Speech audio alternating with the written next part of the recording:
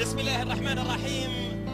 قال أحد الحكماء: ما رأيت أتعس من أربعة. قال: شخص يدعى للعشاء ويطلب المزيد، شخص يريد الانتحار وعمره مديد، شخص يلبس القديم ولديه الجديد. وحينما سألوه عن الرابع قال: معلق لا يعلق على ريال مدريد. يا رباه، مستحيل يا ريال، مستحيل يا ريال، هذا ما لا طاقة لي به يا ريال. دعهم يحاولون، فالمحاولة أمامك شرف. بألقابك لن يتعدوك، في مجدك لن يتحدوك، بأسمائك سيذكروك، بتاريخك سيمجدوك. إنك الأسطورة يا ريال.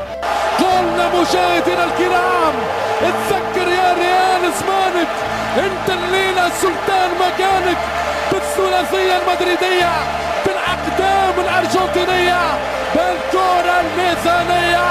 ريال على الاوقات هو بثوب الابطال، يتذكر سنين وسنين الريال بهذه الامور الكبيرة والرهيبة. يا له من ملك، يا له من ريال، يا له من كبير يستفز، كبير يستفز في هذا اليوم، في هذا المساء. في الملعب المرعب، في بيت الرعب، يخوف البرنابيو. اي والله يخوف.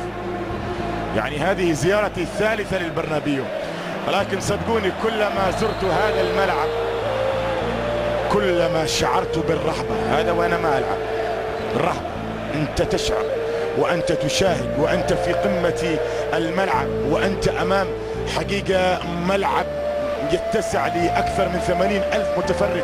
تشاهد الملعب الذي حدثت فيه صولات وجولات وبطولات وألقاب وأسماء مرت وعبرت من هنا ووضعت توقيع وتوقيع وإنجاز وإنجاز وسجل وسجل، وسجل التاريخ وتاريخ.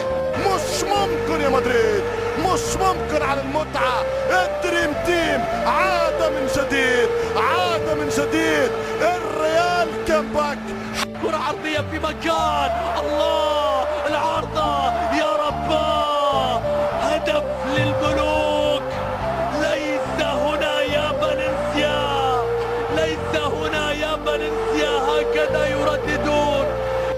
هي ليغا، هي لا، هي الليغا، هي الكوبا والشامبيونز فقط كأحلام البلانكوس في كل مكان. ما أكثرهم في كل مكان لهذا الزمان على خلفية استبداء واستبيان أو صبر الآراء من هارفارد الجامعة الأمريكية الشهيرة في 2007 خرجت بتقرير ليس هو بالسر على غرار الاي بي، ولكن هو معلن للجميع: الريال أكثر شعبية بين أندية العالم. ومدريد يقولها بالفم المليان: هل من مزيد؟ هل من مزيد يا مدريد؟ هل من مزيد من البطولات؟